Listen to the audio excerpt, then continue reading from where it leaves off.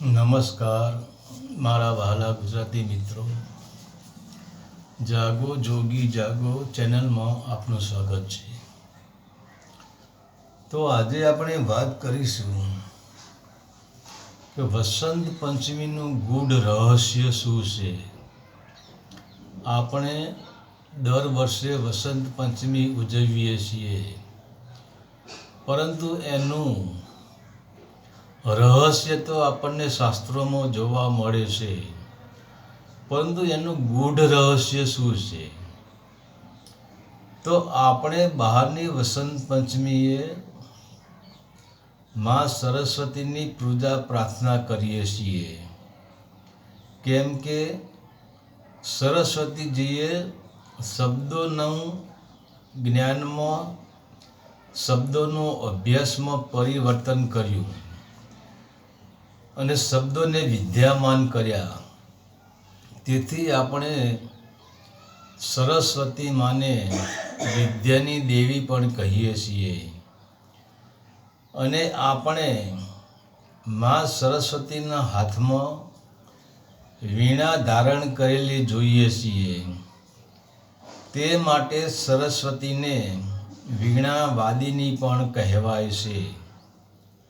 અને મા સરસ્વતી એ તે વીણાના તારમાંથી જગતમાં અનંત પ્રકારના સંગીતો ઉત્પન્ન કર્યા અને તે સંગીતના પ્રભાવથી વૃક્ષ ઉપર ફૂલ ખીલવા લાગ્યો અને તે વૃક્ષને વસંત આવી.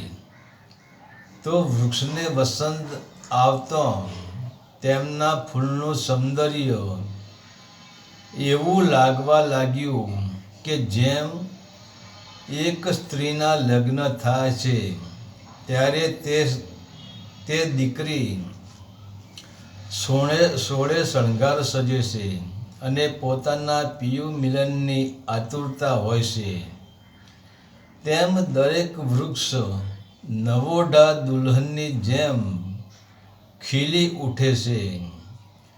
તેને આપણે વસંત પંચમી કહીએ છીએ અને મા સરસ્વતીની પૂજા પણ આપણે કરીએ છીએ. તો આ બહારની વસંત પંચમી છે અને આ વસંત પંચમી 12 માસ આવે છે, પરંતુ મનુષ્યના જીવનમાં એક જ વખત વસંત પંચમી આવે છે. તે પણ બીજી યોનિમાં વસંત પંચમી આવતી નથી, ફક્ત મનુષ્ય યોનિમાં જ આ વસંત પંચમી આવે છે. જેમ આપણે જોઈએ છીએ કે એક દીકરીના જીવનમાં એક જ વખત વસંત પંચમી આવે છે, એટલે કે આપણે દીકરીના લગ્ન તેને કહીએ છીએ અને દીકરીના લગ્ન એ દીકરી માટે વસંત પંચમી જ છે. ત્યારે તે દીકરીના અંદર એટલો આનંદ ઉભરાતો હોય છે જેની કોઈ સીમા હોતી નથી, કેમ કે તેનું હૃદય પિયુ મિલનને ઝંખી રહ્યું હોય છે. એવી જ રીતે મનુષ્ય એક અવસર છે અને દરેક મનુષ્યના જીવનમાં વસંત પંચમી આવી શકે છે. તો મનુષ્યનામાં જ્યારે વસંત પંચમી આવે છે કે પંચમી એટલે 5 તત્વ અને વસંત એટલે અનહદ આનંદના ફૂલ ખીલવા, અને તે પણ અકારણ આનંદ, કોઈ કારણ વગરનો આનંદ નહીં. આપણને સંસારમાં પણ આનંદ મળે છે, પરંતુ સંસારના આનંદ આપણને કોઈ પણ પ્રકારના કારણથી જ મળે છે અને તે પણ અખંડ આનંદ હોતો નથી.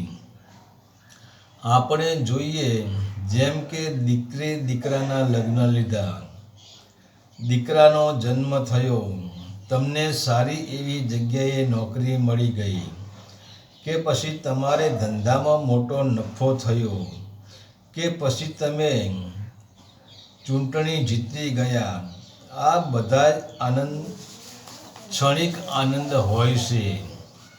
અને આ આનંદ પાછળ દુઃખ પણ છુપાયેલું હોય છે. તો સંસારના જીવનમાં વસંત ખીલે છે, પરંતુ તે વસંત ક્ષણિક આનંદ આપી શકે છે.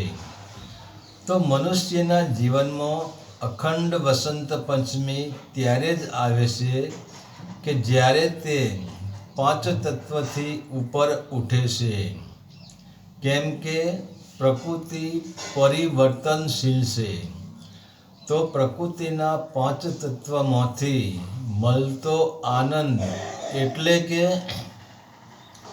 સંસારનો આનંદ પણ સાગરની લહેર જેવો છે. તો મૂલાધાર ચક્ર ઉપર પૃથ્વી તત્વ છે, અને 5મું તત્વ છેલ્લે અનાહત ચક્રમાં આકાશ તત્વ છે. આ બંને તત્વની વચમાં અગ્નિ, વાયુ અને જળ તત્વ પડેલા છે. તો જે પુરુષ અનાહત ચક્રને સક્રિય કરીને એટલે કે 5 તત્વ અને 5 ચક્રને પાર કરીને જે પુરુષ આજ્ઞા ચક્રમાં રમી રહ્યા છે, તેને માટે આજ્ઞા ચક્રમાં વસંત ખીલે છે, અને ત્યાં અનહદ આનંદના ફૂલ ખીલે છે. જે આનંદ અકારણ હોય છે, તે આનંદનું કોઈ કારણ હોતું જ નથી. જે સતત આનંદના ફૂલ તાજા જ રહે છે, એમાં કોઈ દિવસ શોક આવતો નથી, અને તેનું જીવન વસંતની ખુશ્બુથી ભરાઈ જાય છે.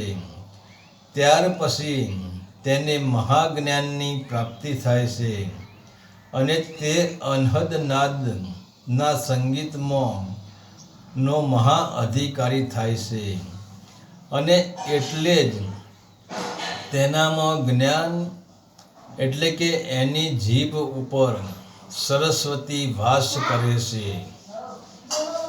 જે માણસ આજ્ઞાચક્રએ પહોંચી ગયો, એની જીભ ઉપર સાક્ષાત સરસ્વતી બેઠેલી હોય છે.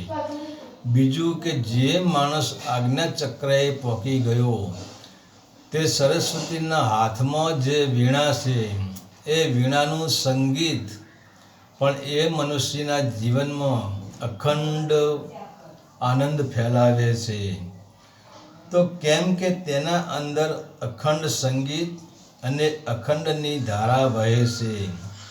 તો આ છે મનુષ્યના જીવનની અસલી વસંત પંચમી. હરિ ઓમ તત્સત. આદેશના પ્રણામ.